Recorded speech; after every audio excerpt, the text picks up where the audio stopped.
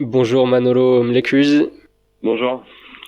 nous te recevons sur Radio Libre en Périgord pour cette émission d'actualité parce que tu as été dans un article le 25 janvier 2026 de Sud-Ouest concernant ton initiative de parcourir la France pour la candidature de l'élection présidentielle de la République française, et pas moins que ça, bravo. Et Merci. donc on enregistre en ce moment pendant les campagnes des municipales, mais on diffusera ce son après les campagnes pour qu'on puisse parler de tous les sujets politiques sans avoir forcément un temps réglementaire à respecter sur chaque parti politique. Alors, tu as commencé à partir de quel moment c'est venu de te lancer dans la campagne des présidentielles? En fait, c'est devenu sérieux à partir de 16 ans.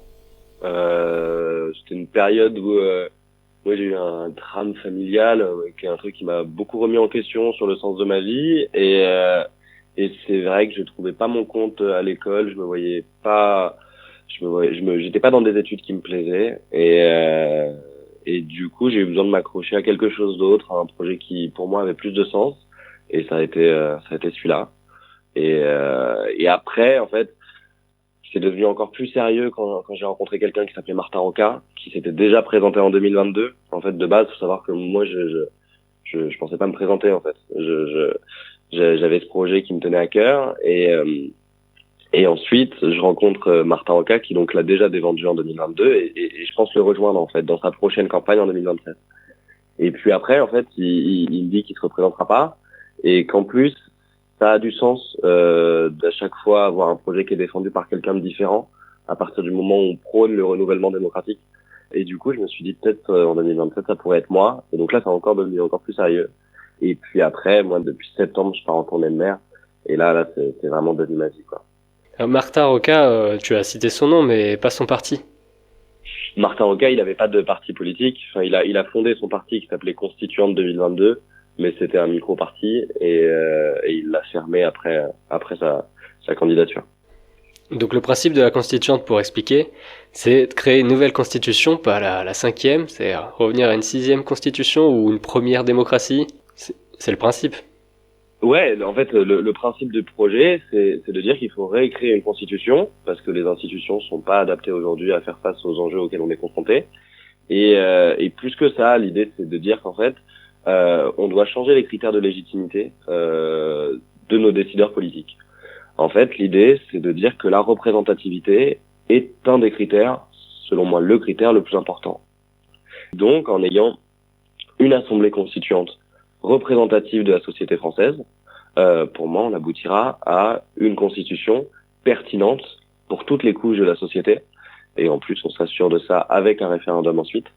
Et donc, ouais, l'idée, c'est de prôner le renouvellement de nos institutions par la représentativité de décideurs politiques. Et la question comme ça, des personnes qui se sont dit j'ai toujours vécu dans la cinquième République, avec la cinquième Constitution, elle m'a jamais posé de problème. Pourquoi ça poserait problème aujourd'hui selon toi? Bah, en fait, c'est vrai que ça, c'est mon premier problème. C'est que c'est dur de rendre concret la Constitution. On n'a pas l'impression que nos problèmes sont liés juste à un texte. Mais la réalité, c'est que déjà, aujourd'hui, on constate pour le coup l'instabilité politique. C'est-à-dire qu'on est en crise de régime. Notre régime politique, il n'est pas en capacité de produire une force stable au pouvoir. Donc, on a les premiers ministres qui s'enchaînent. On doit faire appel de plus en plus au 49.3. C'est ce qui s'est passé là dernièrement avec le budget. Et puis, il y a des lois qui ne passent pas, qui sont freinées énormément. Je pense notamment à la loi sur la fin de vie, qui met du temps vraiment à arriver. Et en fait, la politique, forcément qu'elle façonne le monde, ça c'est une évidence, je ne veux pas m'acharner à le justifier, mais il faut quand même comprendre que la manière dont on prend les décisions est aussi importante que les décisions qui sont prises. En fait, il y en a une qui influence l'autre. Donc la Constitution, c'est les règles du jeu. Et si jamais on a tel dirigeant politique en place, c'est à cause de la Constitution. C'est-à-dire qu'en fait, c'est elle qui fixe les manières de monter au pouvoir et qui fixe aussi les concentrations de pouvoir des différents acteurs politiques. Donc en changeant la Constitution, en changeant les règles, on redistribue le pouvoir et je pense que c'est par ça qu'on peut réellement qu'on peut réellement replacer le peuple au centre du débat public. C'est-à-dire c'est en ayant l'égalité politique qu'on peut se battre pour l'égalité sociale. Donc ouais, la Constitution c'est très concret, c'est quelque chose qui a un réel impact dans notre vie. Et tu n'as pas forcément un exemplaire de constitution tout déjà bien rédigé, le principe d'une constituante, c'est que c'est les citoyens qui ont la légitimité pour écrire ces textes. Donc s'ils veulent changer les élections dont tu parles, le scrutin qui ne permet pas de faire quoi que ce soit là, actuellement. Ouais. Ouais, bien sûr. L'idée, c'est pas de rédiger moi-même une constitution. L'idée, c'est que ce soit une initiative collective qui mobilise tout le monde. Je pense que c'est comme ça qu'on rend le monde meilleur. C'est en ne répétant pas les mêmes erreurs qui nous ont menés à la situation actuelle. Et alors par contre, admettons que tu gagnes l'élection, comment ça va se passer le lendemain? Déjà, combien de personnes auront le droit d'être constituants? Alors, en fait, déjà, le premier truc, c'est de convoquer un collège de constitutionnalistes. Donc des constitutionnalistes, donc des experts sur la Constitution, qui seront chargés de rédiger des modalités de convocation d'assemblée constituante. C'est-à-dire les modalités, ça va être déjà le nombre d'individus qu'il est techniquement possible de réunir et de faire travailler pendant 2 ans, en étant certain que chacun interagit avec chacun. Et aussi, ça va être par exemple à combien sont votés les articles, est-ce que c'est à la majorité, est-ce que c'est au 3/5e, est-ce que c'est à l'unanimité. Bref, il y a plein de questions comme ça qui vont se poser, et c'est eux qui seront chargés de répondre à ces questions. Et ensuite, toutes ces modalités, elles sont soumises à référendum. C'est par le biais de l'article 11. Donc chacun sera libre de juger si ces modalités leur conviennent ou pas.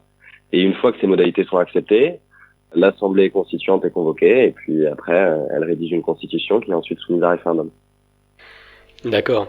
Et alors, ces experts, en fait, constitutionnels, qui rédigent ces modalités, tu en connais quelques-uns est-ce que déjà, il y a peut-être, ça a déjà été commencé, déjà les travaux, non?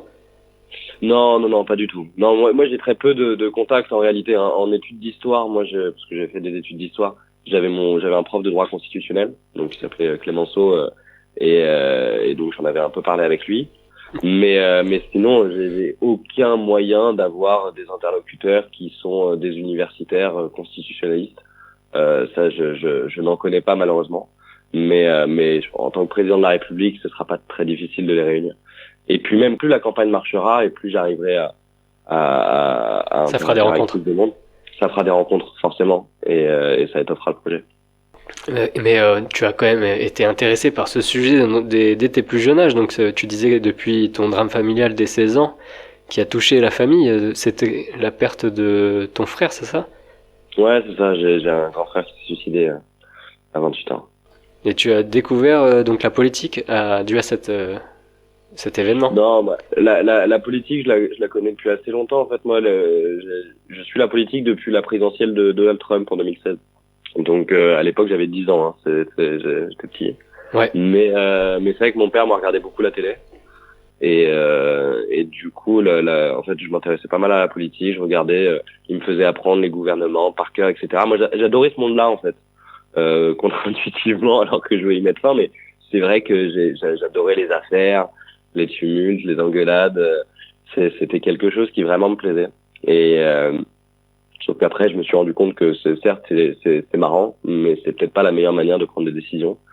Donc c'est pour ça que je m'en suis détourné. Mais non, la politique, c'est dans ma vie depuis très longtemps déjà. Et alors, pour être conseiller municipal, à Montreuil, là où tu habites, où ton camarade aussi qui est cité dans l'article, il habite à Bergerac, Gaspard Génito? Ouais, il habite Aimé, pas loin. Aimé. Et donc, est-ce que vous avez pensé à prendre des engagements politiques à Paris ou en Dordogne? Non, pas vraiment. En fait, c'est vrai que c'est toujours une question qu'on nous pose, mais à partir du moment où notre combat, c'est les institutions et c'est la démocratie, c'est compliqué de mener ces combats à échelle locale. En fait, il y aura toujours un plafond de verre qui est la politique nationale. Et c'est vrai que pour nous, l'enjeu, c'est la Constitution, en fait. Pour nous, l'enjeu, c'est de changer les règles du jeu. Donc limite, se présenter à un conseil municipal, ce serait se conformer aux règles qu'on essaye justement de changer.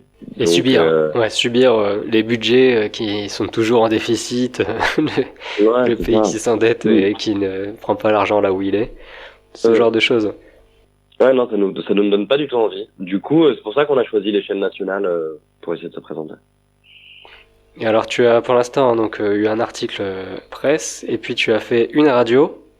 Ouais. Jusqu'ici, tu fais le tour de la France, donc tu as quand même discuté de ton projet avec pas mal de monde aussi. Quels sont les retours?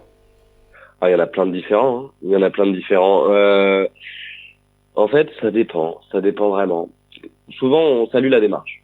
Ça, pour le coup, c'est quelque chose qui est plutôt unanime, c'est-à-dire qu'on dit c'est important qu'un jeune de 19 ans s'engage en politique. Après, il y en a qui partagent pas le constat du tout. Il y en a qui ont l'impression que les institutions vont bien, ou en tout cas vont assez bien, et que en organisant justement une assemblée constituante, on risque d'arriver à une situation qui est encore pire. Et après, il y en a qui ont qui me font toute une éloge de la compétence et de l'expertise en me disant que la réalité, c'est que un sujet aussi compliqué que la Constitution, ça devrait pas être décidé par des citoyens, mais par des experts de politique, entre guillemets. Donc ça m'arrive aussi énormément. Et puis après, Oui, t'en par penses contre, quoi? quand même, sur ça, qu'est-ce que j'en pense? Oui. En fait, c'est assez compliqué comme sujet, parce que la Constitution, on en fait quelque chose d'hyper complexe, alors qu'en réalité, c'est des grandes lignes. C'est un texte fondamental, c'est 89 articles, la Constitution, hein, c'est assez court comme texte. Et c'est vrai que c'est pas quelque chose qui rentre dans le détail. On n'est pas sur un plan socio-économique ou sur une réforme de la sécurité sociale. On est sur quelque chose qui, encore une fois, se concentre sur les bases. Donc en 2 ans, je pense que clairement, tout le monde peut le maîtriser. Et donc je m'inquiète pas du tout sur ce manque supposé de compétences de la population pour réussir à légiférer sur cette constitution. Et ensuite, je me permets à chaque fois aussi de dire que le critère pour qu'un politique ait des responsabilités politiques, c'est pas la compétence, c'est l'élection. En fait, si jamais le critère c'était la compétence, il y aurait un concours. C'est pas le cas. Et la réalité, c'est qu'en fait, le fait que ce soit une élection, ça change tout.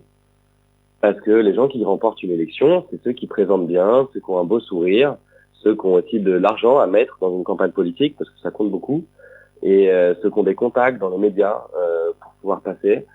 C'est pas du tout ceux qui sont les plus compétents. Donc c'est vrai que l'hypocrisie de dire les gens sont pas assez compétents, faut que le critère soit la compétence, alors que dans notre système politique, le critère n'est pas la compétence, je comprends pas très bien. Et puis aussi l'expertise pour moi, en fait, c'est si je prends une petite image, c'est on n'est pas tous capables de créer des vêtements, mais par contre quand on va dans un magasin de vêtements, on a le droit de choisir le vêtement qu'on veut. Ce que je veux dire par là, c'est que l'expertise, la compétence, elle doit être mise au service d'une orientation politique décidée par la population. En fait, c'est pas aux gens qui ont l'expérience, qui ont l'expertise de la compétence, de décider d'où va aller le pays. On décide d'où va aller le pays, et puis après, on a des gens qui mettent ça en place pour nous, grâce à leurs compétences. Donc je trouve qu'il y a une inversion souvent qui est faite, que je trouve assez dérangeante, et qui met une atteinte à la démocratie, parce que sinon ça devient une technocratie. En plus, on utilise ce terme souvent en ce moment, mais parce que c'est vrai, il y a vraiment aujourd'hui la technique prend de plus en plus d'influence sur par rapport à la population. Et c'est dommage. Oui, et sûrement peut-être même plus aux États-Unis avec les tech bros dont on parle. Là, pour l'instant, c'est pas encore arrivé en France, ce genre de libertarianisme. Ouais. Mais ouais, je comprends donc ce que tu voulais dire. C'est un peu la phrase qui est dite sur Internet, par exemple, ce n'est pas aux hommes de pouvoir de décider des règles du pouvoir. Ouais, bien sûr. Mais alors, la Constitution, c'est aussi un moyen de contrer les pouvoirs, de limiter certains pouvoirs, et certains parlent aussi du pouvoir médiatique, qui est le 4e pouvoir, selon l'association Acrimed, qui a un nom d'émission qui s'appelle le 4e pouvoir là-dessus, et qui critique Action Critique Média, hein, c'est l'acronyme de Acrimed. Et puis il y a le 5e pouvoir qui est le pouvoir bancaire. De ce point de vue-là, tu t'es intéressé à ces sujets aussi ? Sur les médias, bien sûr. En fait, c'est vrai que moi, un de mes combats, c'est d'essayer d'arrêter de parler de la démocratie comme une situation ou non. C'est-à-dire, souvent, on dit on est en démocratie, on n'est pas en démocratie. La réalité, c'est que la démocratie, c'est un idéal vers lequel on doit tendre de manière permanente. Et il y a plein de choses qui peuvent contribuer à faire en sorte qu'on soit dans un pays plus démocratique, et plein de choses qui peuvent nous faire régresser. C'est pas uniquement une question de constitution. Les inégalités de richesse ont une grande influence sur la capacité à défendre un point de vue politique, forcément. C'est ce que j'en parlais d'ailleurs quand on fait campagne, c'est-à-dire qu'avoir peu de moyens, c'est quand même plus compliqué d'être élu que quand on a beaucoup de moyens. Et l'accès à l'information, c'est aussi quelque chose de fondamental. On l'a vu avec le Brexit, le référendum sur le Brexit. c'était un référendum, on pourrait dire que c'est parfaitement démocratique, mais en fait, il y a eu plein de fausses informations qui ont circulé, notamment grâce aux tabloïds, qui ont privé la population de son pouvoir de décision, parce que quand on prend une décision par rapport à un mensonge, on n'a pas vraiment le pouvoir. Donc la démocratie, c'est un tout, et il faut s'occuper de toutes ces choses-là, il faut arrêter de la prendre pour acquise, parce que c'est comme ça qu'elle se perd. Et bien sûr que du coup, les systèmes bancaires et les concentrations de médias par des milliardaires, ça a une influence sur notre démocratie, et il faut bien évidemment faire quelque chose. Après, je précise que moi, c'est pas dans mon programme de faire quelque chose. Quoi qu'il arrive, j'en ai pas la capacité à partir du moment où j'aurai pas de majorité à l'Assemblée nationale ni au Sénat, donc j'aurai un Premier ministre qui sera pas issu de mon bord politique. Donc ça veut dire que ce sera une période de cohabitation où c'est au gouvernement et son Premier ministre de diriger la politique de la nation. Et moi, je serai un président assez en retrait, en fait. Donc j'aurai pas la capacité de légiférer sur toutes ces questions. Bah, c'est surtout qu'il y aura un référendum, donc ça sera une présidence qui sera mise en retrait, mais en suspens en attendant le vote du... Ouais, le référendum, il arrive au bout de 2 ans. Donc ça veut dire que dans cette période-là, il faut qu'il y ait, disons, un Premier ministre pour faire l'intérim. Ouais. Et donc 2 ans d'intervalle pour pouvoir faire de la pédagogie sur les modalités de l'écriture de la constituante et une fois que le projet aboutit, de pouvoir le soumettre à référendum. Ouais, c'est ça, 2 ans pour rédiger la Constitution, en fait. C'est 2 ans. Alors, si jamais ça suffit pas, l'Assemblée pourra demander des prolongations. Il y aura pas de problème avec ça. Bon, ok, donc on en vient là à une question qui sera sans doute pas diffusée donc en hertzien pendant la campagne des municipales, due au temps de parole sur l'Arcom, parce que je vais citer le parti La France Insoumise. La France Insoumise créée en 2017, mais qui s'appelait avant Parti de gauche, Front de gauche, et qui proposait aussi ce concept de 6ème République. Pour le coup, pourquoi créer un nouveau parti, enfin être candidat en solo, mais pourquoi ne pas avoir intégré par exemple la France Insoumise? Moi, j'ai milité pour la France Insoumise, pour l'anecdote, mais c'est vrai qu'en fait les méthodes du parti m'ont vraiment pas plu. Et après aussi idéologiquement, moi, il y a en fait le fait de pas être partisan, c'est aussi important pour moi. C'est-à-dire que j'ai envie de rassembler derrière cette idée qu'on doit changer les règles du jeu et puis après de prendre des décisions.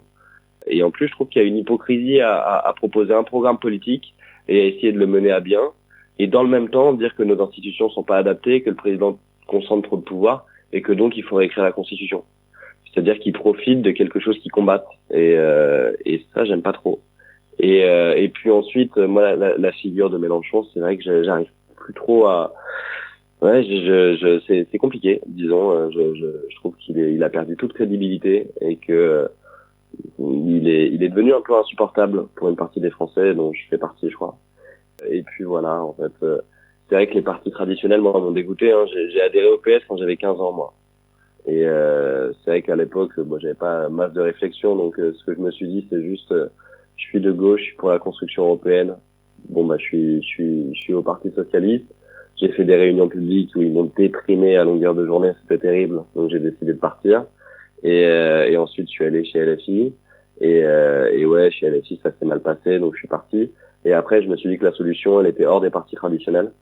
Et en plus, même sur la 6ème République, en fait, il y a une différence avec ce qu'ils proposent et ce que je propose. C'est-à-dire que la composition de l'Assemblée constituante n'est pas la même, tout simplement. Moi, encore une fois, pour moi, le critère, c'est la représentativité. C'est-à-dire qu'il suffit pas de réécrire une constitution. Il faut que ce soit la population qui réécrive une constitution. Et alors, c'est dur de réécrire une constitution à 70 millions puisqu'on a tous des travail. Mais pour moi, justement, ce qui légitimise un groupe à prendre une décision, c'est sa représentativité. C'est le fait qu'il y ait des gens de tous les horizons, de toutes les strates, de toutes les couches de la société. C'est ce qui, selon moi, légitimera la constitution. Et comme c'est pas le cas dans leur composition d'assemblée constituante, bon bah je suis pas réellement d'accord. Et sur les autres partis, t'en connais peut-être d'autres. Nous on avait fait des enregistrements avec Raoul Magny-Berton, qui est proche de la candidate Clara Heger, tu connais? Non, pas du tout. Le parti Solutions démocratiques, qui parle beaucoup du RIC plutôt, donc de référendum d'initiative citoyenne, qui permettrait d'ajouter dans la Constitution le fait que les citoyens feraient un référendum et modifieraient la Constitution, parce que donc c'est le RIC des Gilets jaunes, hein, donc abrogatif, législatif, abrogatoire, pardon, RIC Carl. Ce RIC, il permettrait aussi de modifier cette constitution, pas de faire une constituante, par contre, de modifier. Ça, tu connaissais? Ouais, je connais bien sûr le RIC, mais c'est vrai que je suis pas, en fait, je suis assez sceptique moi sur le référendum. En fait, c'est vrai que déjà il y a un enjeu de participation qui est hyper important. Il y a pas longtemps, il y avait eu, enfin il y a pas longtemps, ça fait déjà 2-3 ans, mais il y a eu un référendum notamment sur les trottinettes électriques à Paris. Et c'est vrai qu'on avait vu il y avait que les vieux qui étaient venus voter. Donc oui, c'est un référendum, mais est-ce que c'est démocratique? On peut pas vraiment savoir. Et puis ensuite, il y a un vrai enjeu sur l'information aussi. C'est vrai que le fait d'avoir justement cette assemblée constituante avec une version miniature de la société française, en fait, ça leur permet de se dédier réellement à l'enjeu de la Constitution pendant 2 ans. Ils sont bien sûr rémunérés pour leur travail, enfin pour leurs travaux plutôt. Et du coup, j'ai plus confiance en ça que juste dans les référendums. C'est ce que j'avais dit aussi sur le Brexit, en fait. Il peut y avoir des failles démocratiques avec un référendum. Aujourd'hui, il y a 60% des Britanniques qui regrettent la décision du Brexit. Enfin, c'est-à-dire que je comprends hein, l'idée de directement s'accaparer le pouvoir avec le référendum d'initiative citoyenne, mais je pense qu'il y a encore des failles à traiter et que c'est peut-être pas la plus pertinente des solutions démocratiques. Tu as cité le Brexit, l'Union européenne aussi, quand tu parlais d'Europe du Parti socialiste. C'est un sujet aussi qui est inscrit dans la Constitution, et il y a une supériorité des droits aussi dans la pyramide législative. La hiérarchie des normes, ouais. Oui, les traités européens, constitutionnels européens, le TCE, qui avait été voté en 2005. T'as un avis arrêté, tranché là-dessus, sur ce sujet? Mais il a été refusé, la Constitution européenne en 2005. Mais après, il y a le traité de Lisbonne en 2007 où ils ont repris pas mal de trucs et ils les ont remis dans des traités. Mais il y a pas de texte plus haut que la Constitution. Donc, mais c'est vrai que s'il y avait une Constitution européenne, ça aurait peut-être pu remettre en cause la réécriture d'une Constitution des États nationaux. Mais je me suis pas trop intéressé à ça comme ça avait pas été accepté. Mais après, oui, mais il y a aussi il y a aussi un enjeu de démocratie dans les institutions européennes. Hein, ça, c'est une certitude. Hein. Moi, c'est vrai que à la base, quand j'avais 15 ans et que j'ai adhéré, pour moi, j'étais en mode l'Europe. J'en avais une vision fantasmée. Je me dis, mais c'est génial de collaborer entre tous les pays, etc. Et c'est vrai que ça l'est. Mais il y a des institutions qui font pas vraiment sens. Il y a des problèmes de démocratie. Et puis, il y a eu des scandales de corruption aussi au sein de la Commission européenne. C'est quand même dommage, ça aussi. Ça fait perdre confiance un peu dans les élites politiques. Et on voit qu'il y a souvent une déconnexion entre les directives qui sont prises au niveau européen et les intérêts de la population. Des fois, avec les agriculteurs, c'est terrible. Ce qui s'est passé avec la DCE, enfin l'ADN. Oui, la dermatose nodulaire contagieuse. Oui, donc bon après c'est la constituante de statuer sur ces principes de supériorité des droits. Donc que faire avec les incohérences non démocratiques du système européen. Mais sur les autres partis, donc on a cité quelques-uns, il y en a aussi des peu connus, parce que tu disais que les partis traditionnels c'était pas satisfaisant pour toi. Aux listes aux européennes, il y a eu Décidons nous-mêmes aussi, pour la démocratie, démocratie directe. C'est le truc Décidemos. de la Routuro Décidemos de Philippe Ponge. Ah non, Philippe Ponge. Oui, il y a eu une trentaine de listes, hein, et il y avait quand même quelques petits partis qui parlaient aussi de ce sujet, c'est pour ça. Je me demandais si tu avais fait un peu un tour des partis politiques, et de les rencontrer aussi, ces personnes qui pensent un peu comme toi, j'ai envie de dire, parce que ils veulent une démocratie directe ou une constituante pour certains. Après, ça te permet aussi d'avoir des personnes qui peuvent voter pour toi, ou de construire un programme à plusieurs, d'être plus solide à plusieurs. Ouais, bien sûr. Moi, je m'étais aussi, j'avais adhéré à une asso qui s'appelait Démocratie ouverte, qui était une asso qui proposait des solutions pour démocratiser les prises de décision, que ce soit à l'échelon local pour les mairies et aussi pour les entreprises. Mais non, là, ce petit parti-là, j'en avais pas entendu parler. J'essaye de parler au plus de monde possible. J'envoie des DM sur Insta à des gens pour leur demander si c'est possible de se rencontrer. Des fois ça marche, des fois ça marche pas. Mais ouais, je regarderai, j'enverrai un message. Ouais, bon, on arrive à notre demi-heure impartie, notre temps imparti. Okay. Donc on pourra refaire notre enregistrement. Ouais, donc vous pourrez retrouver toutes ces informations aussi sur ton site qui s'appelle trajectoire2027.fr. Trajectoire au singulier, pas de tout attaché, hein, donc pas d'espace ou pas de tiret, etc. Je te souhaite une bonne continuation dans ce tour de France pour parler de la constituante que tu comptes créer si tu remportes l'élection présidentielle en 2027. Merci. Manolo Mlecuz, merci à toi. Avec plaisir, merci à toi aussi. Un petit mot de conclusion? Un petit mot de conclusion. Chacun peut me contacter par mail. C'est trajectoire2027@gmail.com. Si jamais quelqu'un... là, il y a des gens qui m'ont invité à manger chez eux carrément, mais quand je passerai, ne vous sentez pas obligé de le faire. Mais en tout cas, moi, j'adore lire des retours. Ça me fait toujours hyper plaisir. Mais en tout cas, c'était un plaisir. Merci beaucoup de m'avoir invité. Et puis, merci à toi. Assure, Manolo, ton combat est mérité. Et puis tu te défends bien en plus, donc je pense que tu peux défendre cette cause commune d'une constituante en France pour régler les problèmes à la base. Parfait. Merci beaucoup. Merci à toi. Beaucoup.